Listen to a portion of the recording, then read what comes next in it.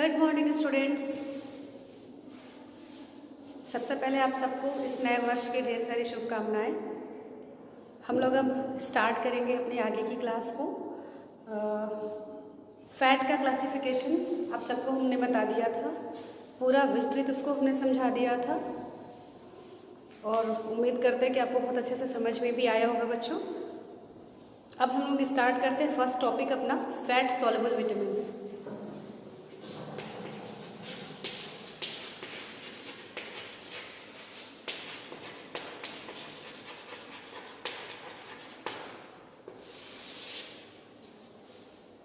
Fat soluble vitamins कौन होते हैं?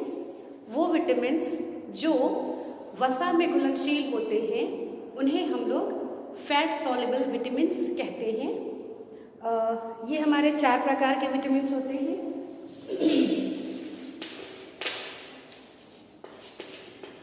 Vitamin A, vitamin B, vitamin E और विटामिन के। इन सबके अपने साइंटिफिक नेम होते हैं। जैसे अगर हम विटामिन ए की बात करें तो हमारा विटामिन ए रेटिनॉल या बीटा कैरोटीनॉल कहलाता है।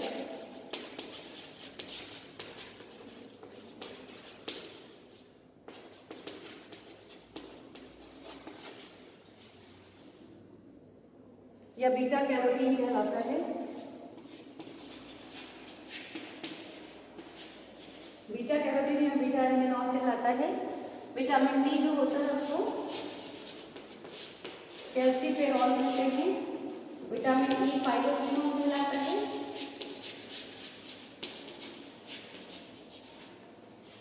और विटामिन के जो हमारा होता है वो विटामिन ई जो है वो टोकोफेरॉल होता है।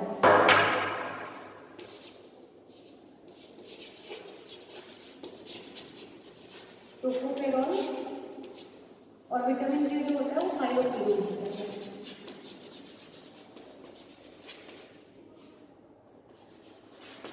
ठीक है, तो ये 4 हमारे ए, डी, ई और के 4 विटामिन होते हैं फैट सॉल्युबल, जिनको हम लोग बोलते हैं वसा में घुलनशील विटामिन।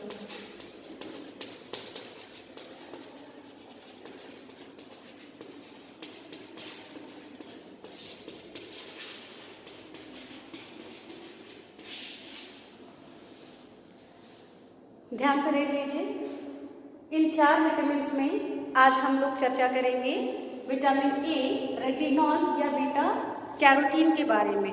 क्या होते हैं, कहाँ मिलते हैं, कमी और अधिकता का क्या प्रभाव होता है, इन सब के बारे में हम जानकारी लेंगे विटामिन ए के बारे में।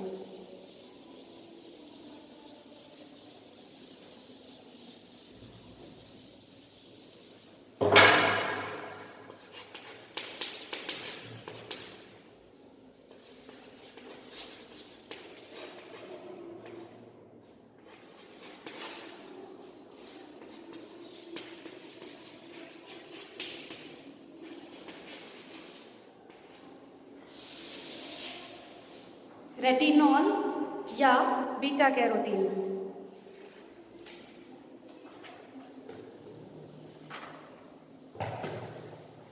विटामिन ए जो है इसको सबसे पहले पाया गया था या प्राप्त किया गया था 1917 में फिश के लीवर से, जिसको हम लोग बोलते हैं फिश लीवर ऑयल या कॉड लीवर ऑयल। फिश के लीवर से सबसे पहले 1917 में इसे प्राप्त किया गया था और इसे ब्राइट आई विटामिन का नाम दिया गया। ब्राइट आई विटामिन का नाम इसलिए दिया गया इसे क्योंकि ये विटामिन सहायक होता है आंखों की चमक बढ़ाने में और आंखों से संबंधित जो भी बीमारियां होती हैं उनको दूर करने में। कुछ फैक्ट्स हैं इनके बारे में जिनकी हम चर्चा करेंगे।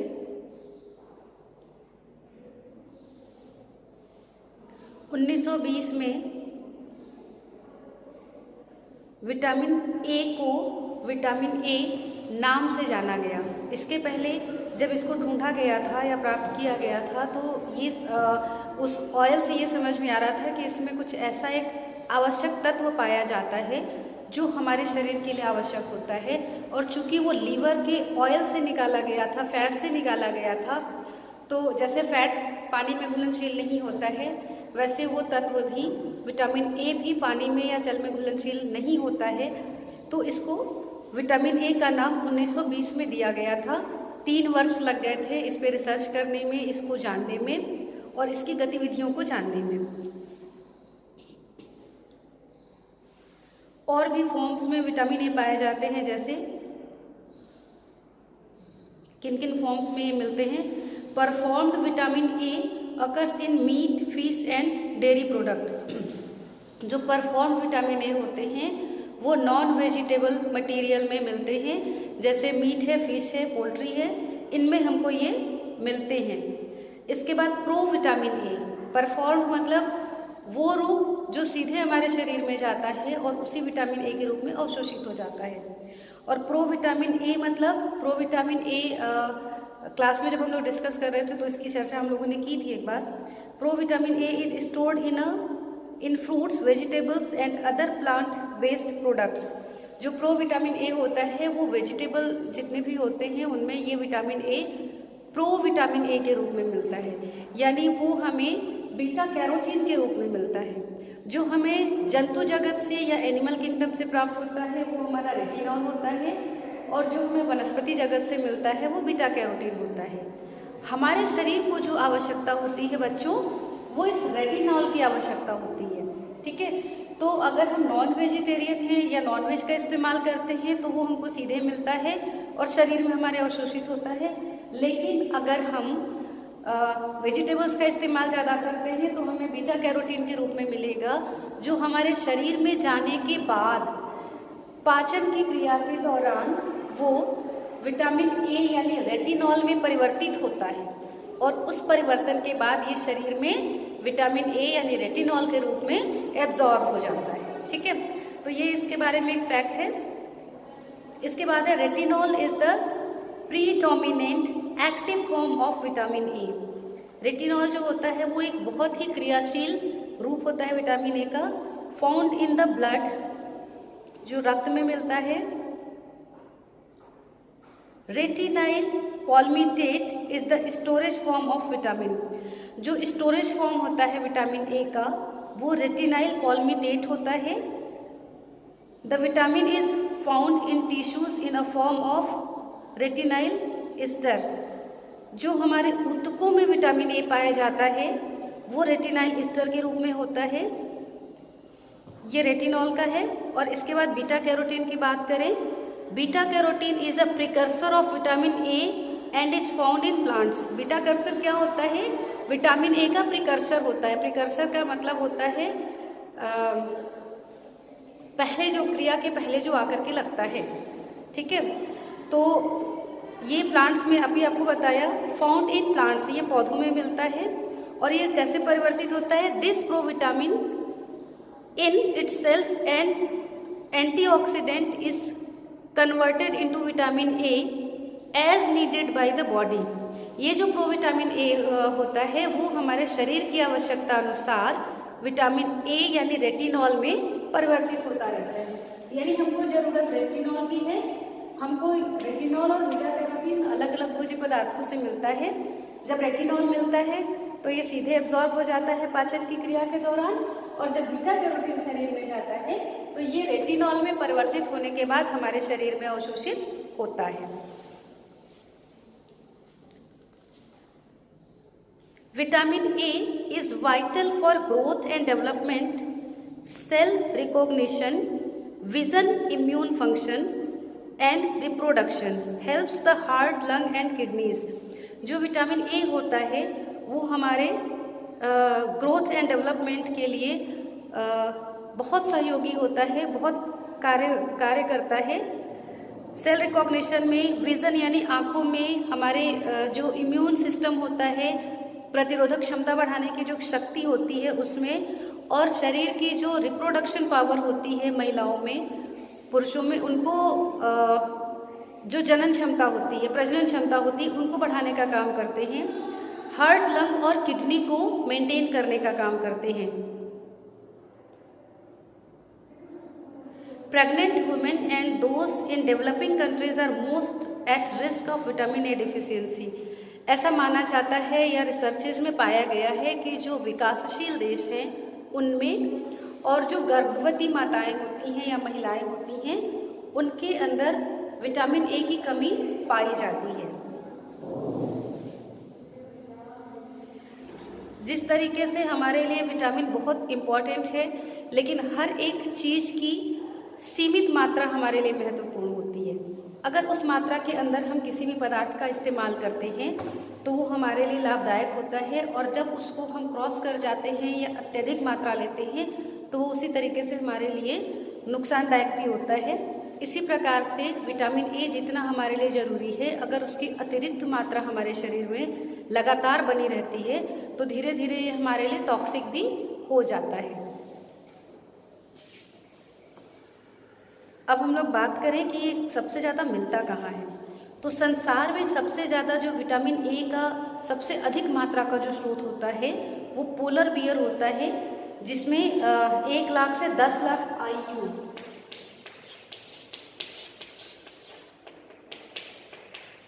1 लाख से 10 लाख IU का मतलब होता है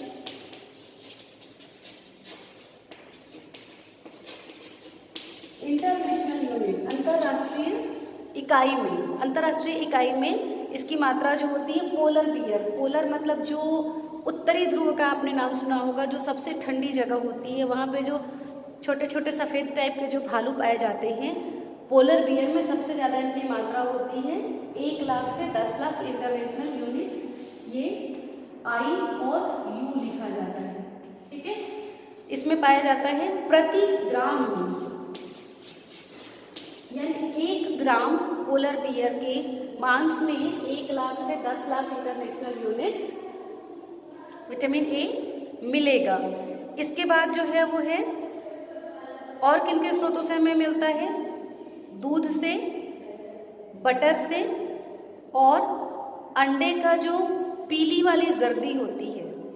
अंडे में 2 भाग होते हैं जो हमको दिखाई देते हैं, भाग तो उसके बहुत सारे होते हैं, चैम्बर्स होते हैं, उनके मेम्ब्रेन्स होते हैं, बहुत सारी चीज़ें होती हैं, लेकिन बॉइल्ड करने के बाद या ऐसे भी कच्चे अंडे में जो 2 रूप हमको स्पष्ट दिखाई देते हैं, वाइट योक एंड येलो योक। तो जो पीला वाला जर्दी या पीला वाला हिस्सा होता है उसमें भी विटामिन ए प्रचुर मात्रा में पाया जाता है। लीफी वेजिटेबल्स में विटामिन कहाँ मिलता है, जितनी हरी, जो कि सबसे ज़्यादा तो गाजर में मिलता है। गाजर के अतिरिक्त जो भी हरी पत्तेदार सब्जियां होती हैं, ये सब बहुत अच्छे सोर्स होते हैं विटामिन के, और इनमें भी बहुत मात्रा में मिलता है। पपाया हो गया, मैंगो हो गया, इन सब में अच्छी मात्रा में विटामिन ए मिलता है। और ये विटामिन ए जो होता है वो बीटा कैरोटीन के रूप में होता है, और ये बीटा कैरोटीन शरीर में जाकर के रेटिनॉल में परिवर्तित होता है, तब इसका पाचन हमारे शरीर में होता है, ठीक है। अब हम लोग इसके कार्य पे आ जाते हैं कि ये कार्य क्या क्या करते हैं विटामिन ए हमारे शरीर में। पहला कार्य है इसका कि त्वचा की जो एपिथेलियल टिश्यू होते हैं उनको मेंटेन करने में या उसको बनाए रखने में मदद करता है। दांतों और हड्डियों को मजबूत बनाए रखता है। नेत्र यानी आँखों के जो जरूरी पिगमेंट्स होते हैं उनको बनाने में मदद करता है। कैंसर से बचाता है, रोग प्रतिरोधक क्षमता को बढ़ाता है, और सबसे इम्पोर्टेंट कार्य इसका क्या है, बाकी सबके साथ साथ जो विजुअल एबिलिटी है उसको पूरी तरीके से बनाए रखने में विटामिन ए की महत्वपूर्ण भूमिका होती है। आँखों की रोशनी, आँखों की चमक, आँखों में जो ड्राइनेस नहीं होने देता है वो विटामिन ए के कारण होता है। और बिटॉट स्पॉट है, ज़ीरोफ्थैल्मिया है, इस तरह की जो प्रॉब्लम्स आती हैं वो विटामिन ए की कमी के कारण होती हैं। तो ये पूरी तरीके से बाकी सब कार्य तो जो ये करता है, सबसे इम्पॉर्टेंट कार्य या मुख्य कार्य इसका आँखों के लिए होता है। इसी कारण इसको आँखों की चमक वाला या ब्राइट आई विटामिन कहा जाता है। कमी से इसके क्या क्या प्रभाव पड़ते हैं? पहला प्रभाव है इसका, वृद्धि धीमी गति से होती है, वजन गिरने लगता है। यानी विटामिन ए की कमी अगर शरीर में होगी तो ग्रोथ रिटार्डेड होगा। रिटार्डेड मतलब जिस उम्र में जिस तरीके की प्रगति शरीर में होनी चाहिए, वृद्धि होनी चाहिए शरीर में, वो वृद्धि शरीर में नहीं हो पाती है। किडनी और लीवर में डिफेक्ट आने लगता है, यानी उनका अपक्षय होने लगता है, उनकी फंक्शनिंग में प्रॉब्लम आने लगती है। नेक्स्ट है विटामिन ए की कमी से केराटिनाइजेशन के कारण त्वचा शुष्क एवं शल्कीय होने लगती है। अभी इसके पहले कार्य में हमने बताया था कि जो स्किन की एपिथेलियल टिश्यू होते हैं उनको ये बनाने का काम करते हैं।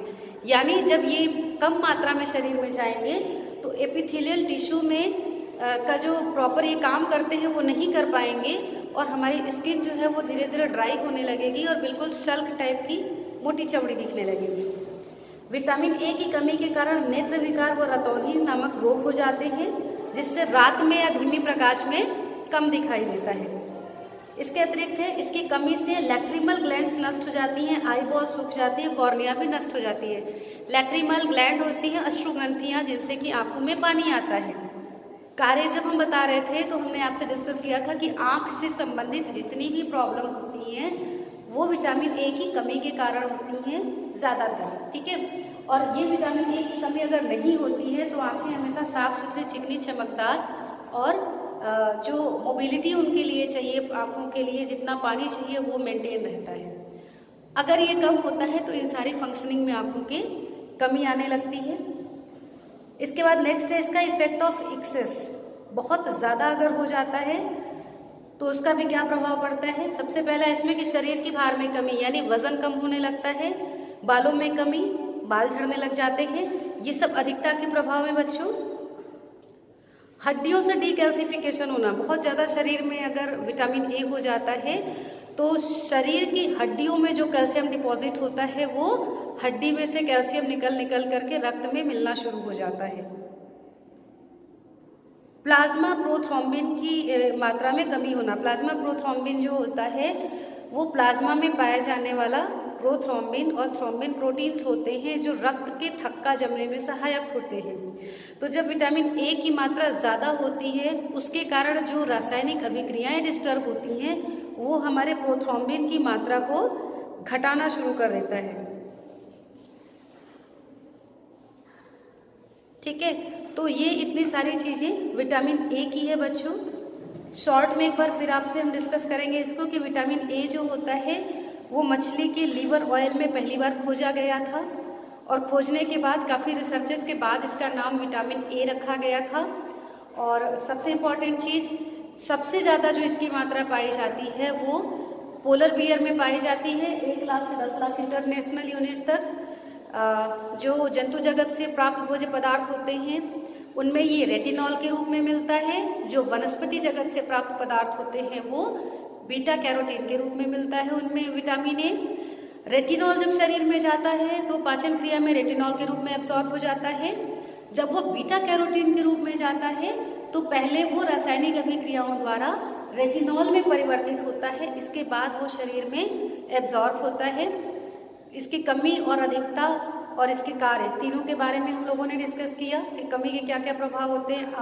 बहुत सारी प्रॉब्लम्स होती है, साथ में जो सबसे इम्पॉर्टेंट होती है वो ये होती है कि हमारी आँखों से संबंधित जितनी भी समस्याएं होती हैं वो इसकी कमी के कारण होती हैं। आँखों के मेंटेनेंस के लिए, त्वचा के मेंटेनेंस के लिए विटामिन ए का होना जरूरी होता है। कुछ हद तक ये प्रेगनेंसी में भी मदद करता है। प्रेगनेंसी में जो विकार उत्पन्न होते हैं इसकी कमी के कारण उनको बनाए रखने में ये मदद करता है कि अगर हम प्रॉपर लेते रहेंगे विटामिन ए तो इससे संबंधित समस्याएं उसमें नहीं आती हैं। और अधिकता के कारण शरीर के भार में कमी, बालों का गिरना या प्लाज्मा प्रोथ्रोम्बिन का कम होना, इस तरह की प्रॉब्लम्स आती हैं। तो ये सबसे इम्पॉर्टेंट विटामिन है विटामिन ए।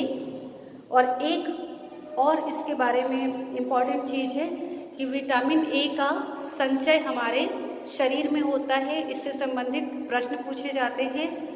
तो कभी कभी ऐसे पूछा जाता है कि किस विटामिन का संचय हमारे शरीर में होता है और किस विटामिन की सिंथेसिस यानी संश्लेषण हमारे शरीर में होता है। तो उसमें आपको बता दें सबसे इम्पॉर्टेंट वो ये है कि विटामिन ए का जो है स्टोरेज संचय हमारे शरीर में होता है।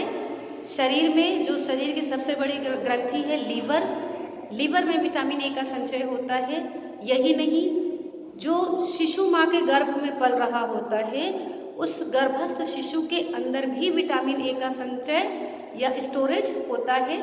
और संश्लेषण विटामिन डी का होता है, क्योंकि नेक्स्ट जब हम क्लास लेंगे तो विटामिन डी की चर्चा करेंगे, फिर डिटेल में उसके बारे में आपको बताएंगे कि विटामिन डी का संश्लेषण किस तरीके से कैसे होता है, कितने फॉर्म में होता है, कितने प्रकार का होता है। ये सब अगली जब क्लास हम लोग लेंगे विटामिन डी के बारे में तो उसमें आपको हम बताएंगे। हाँ, एक और इम्पॉर्टेंट चीज़ आपको ये बता दें कि जो बीटा कैरोटीन होता है ये 3 प्रकार का होता है, अल्फा, बीटा और गामा। तो कभी अगर कैरोटीन की चर्चा अगर हो तो ये ज़रूर आप लोग ध्यान रखिएगा कि अल्फा, बीटा और गामा 3 प्रकार के कैरोटीन पाए जाते हैं। ठीक है, तो आज की क्लास बस यहीं तक। इसके बाद हम लोग जो है वो नेक्स्ट चर्चा करेंगे विटामिन डी कैल्सीफेरॉल के बारे में अगले क्लास के लिए। ओके बच्चों, थैंक यू।